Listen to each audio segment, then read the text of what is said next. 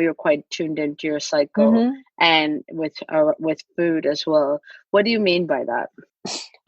So I when I went through when we started trying, I struggled. So I lost my first two pregnancies, one fairly late stage at 6 months, and then we managed to conceive, and I had three kids. But during that phase of loss, I really kind of stopped trusting my body. I didn't really kind of connect with it, and it was I think it was the trauma it was trying, and I went to the doctors. They figured out what it was. But during that time of trying and failing, I needed to learn how to trust my body again. And I did it through yoga, and I did it through nutrition.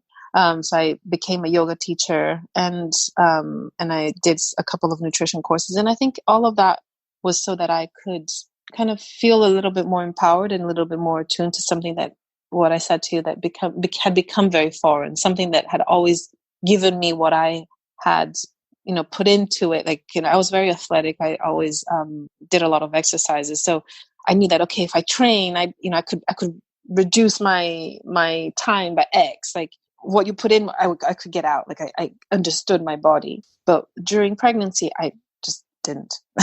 It's like whatever I did just didn't do what I wanted it to do. So I just needed to really kind of calm down and relearn it. And I did it through exercise, and I did it through nutrition. So yoga really helped me kind of move with consciousness. It taught me about mindfulness. It taught me to sit with my feelings.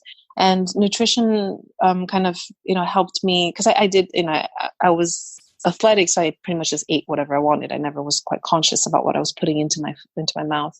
But during that phase, I learned about the vitamins. I learned about what made me feel good, what didn't make me feel good. When was I eating for anxiety, and when was I eating more mindfully? And all of that kind of just helped me be more present and more grateful for what I had in my body. And then we went on to conceive and all that. So it was through that journey that I learned to trust it again, and I did it through those two venues.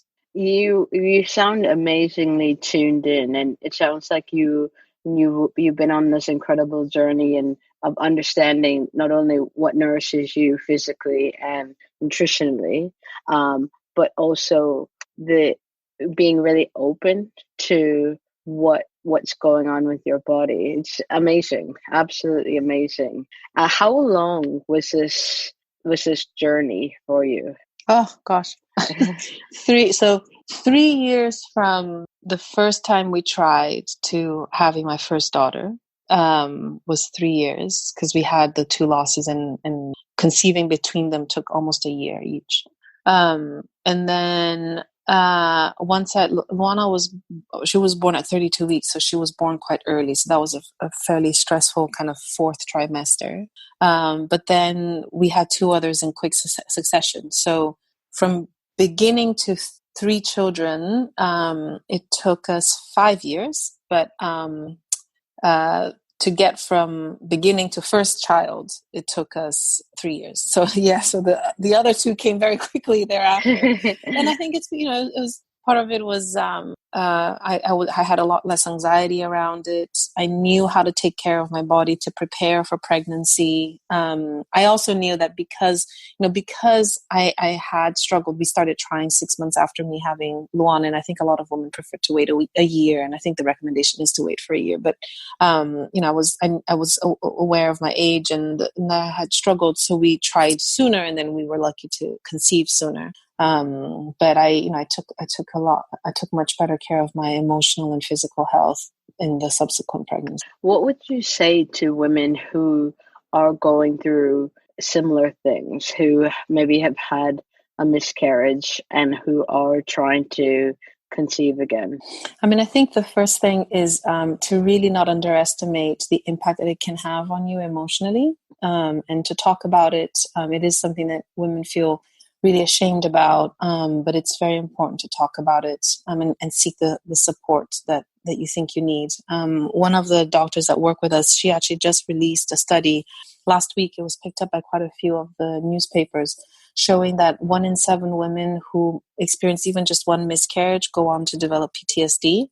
And that can have really big consequences. And sometimes we don't even realize that we have it. So I think recognize that it will affect you emotionally. So seek help. I think, it took me too long to recognize that I needed that support. And then I think learn to trust yourself again in your body again, and find whatever works for you to feel grateful again about the body that you have. Some people practice mindfulness. Some people talk to friends. Some people practice gratitudes. Some people dive into nutrition. Find what works, and reconnect with your body. So that you can start trusting it again, and really get informed. I think it's important to try to don't.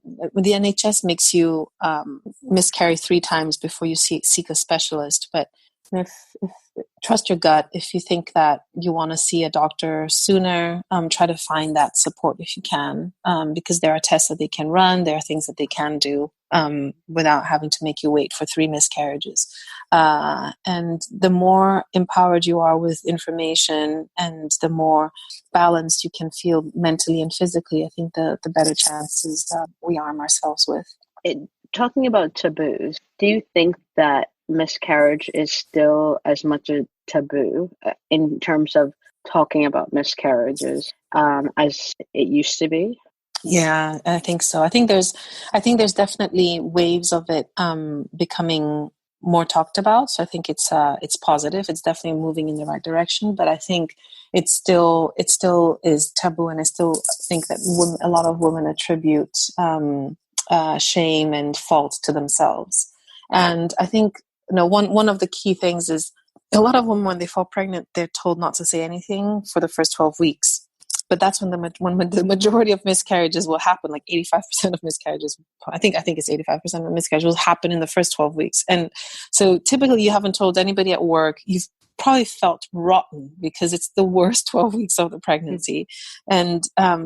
And then when you go to the hospital, if you've miscarried, they'll be like, okay, just go home and try again. So we haven't set it out in a way that women can feel supported during those first 12. So actually it's quite hard. And so then you've gone from not telling everybody to then saying, oh, I've miscarried. So women find that it's a pretty big step, right? Or void to kind of like fill. So, it's hard to bring that topic up.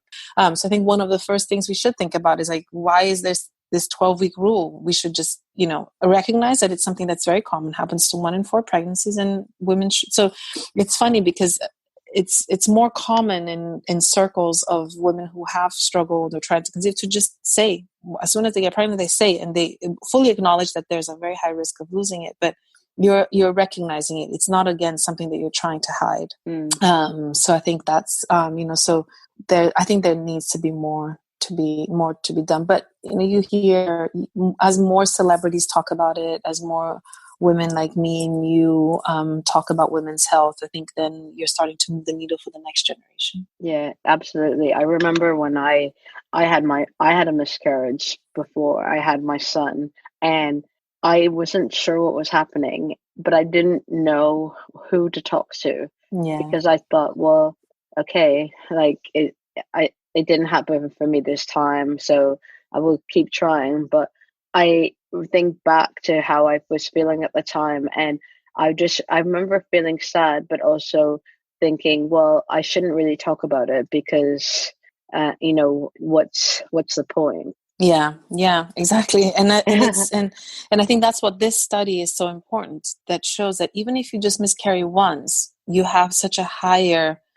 chance of actually having a mental distress out of it.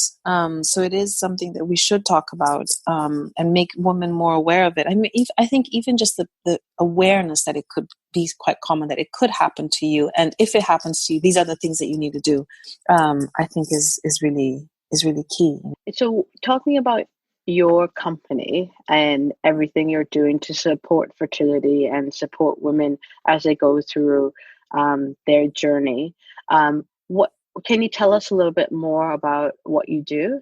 Yeah, sure. I mean, so when I was going through all the things that I went through, there were 2 kind of big pain points for me. It was one, I didn't feel like I could access the doctors that I needed. And two, the information that I got was so confusing. So that's the two main things that we try to really break down. The barriers we try to break down. So women can come onto a platform, they create an account, and they can immediately speak to women's health specialists. And they range from obstetricians, fertility specialists, nutritionists, clinical psychologists. And we really recognize that it's important to support somebody for medical information, but as well as nutrition and mental health. So there's no GP gatekeeper. There's no waiting 3 times to miscarry in the NHS. You can come and ask the questions, whichever question it is. And it's through that information that we can really empower women. And because you're actually asking experts in the field, it takes out all the noise, because you know that the information that you're getting is trusted. Key thing that we really want to help women with, because I think the more we can help women get the right support, the quicker they are in that journey. And then we really hope that through the articles that we publish, the community that we're building, that we're starting to break this taboo around it. So more and more women can talk about it, feel comfortable getting the support that they have, that they need. And then lastly, what we also do is we provide hormone tests and sperm tests that women can take at home. Because again, it's something that the NHS will typically ask you to wait for quite a long time before qualifying for those, or if you go privately, it's extremely expensive. So we've partnered with companies that are able to really reduce the price, and you can just do it in the comfort of your home. So it's really kind of disrupting the way health is delivered now to make it a lot more accessible to women. And what made you decide to start this amazing company? My personal journey, I think it was kind of going through it and just wanting to help women have an easier journey than I had. And my husband, who's a co-founder, he's a tech entrepreneur, and he's like, I just don't understand how technology hasn't helped reduce the price and the barriers to this. Like, we need to do something. So it's very much from a personal passion and a personal pain point that we wanted to change other people's journey and improve that for them. And do you have any success stories that you can share? Yeah, we don't promise people they're going to get pregnant. That's not, I think it's more what we promise is that you're going to feel supported, you're going to get the right information, and we're going to help you then liaise with the right people that you need to. But we've had quite a few women come and say that that they've gotten pregnant, or that they felt very supported, that they were able to access services that they hadn't thought about before. Some women had taken our test, discovered that they had, hormonal issues that they weren't aware of, and that then enabled them to get the right care. So we've it's really kind of heartwarming to get those messages from our users. And is it UK only, or our international? We have users from like 35, almost 40 countries. So people have found us, and they come and they chat with our experts. They read the content. So it's worldwide. Oh, amazing! So if a listener could take one thing from everything you've been saying, what would you want that to be? Celebrate your body. Be really proud of the body and grateful for the body that we have as women. It is so strong. It gives life. It nourishes, and take care of it and love it. And don't underestimate the connection of your mind and your body, and trust it. And wherever your mind goes, your body will follow. Amazing. But thank you so much for coming on the show. Thank you. Thanks for having me. For more inspiring conversations, head over to periodstorypod.com, where we have so many more for you to peruse. If you want help with your menstrual or hormone health, email me on hello@eatlovemove.com to set up a free 30-minute hormone health review. If you like today's show, please don't forget to subscribe, rate, and review wherever you get your podcast. Tag us, come say hi, and send in your requests for who you'd like to see on the show on Instagram and Twitter on @periodstorypod, or email us at hello@periodstorypod.com. I'm Lenny's Brothers, and you've been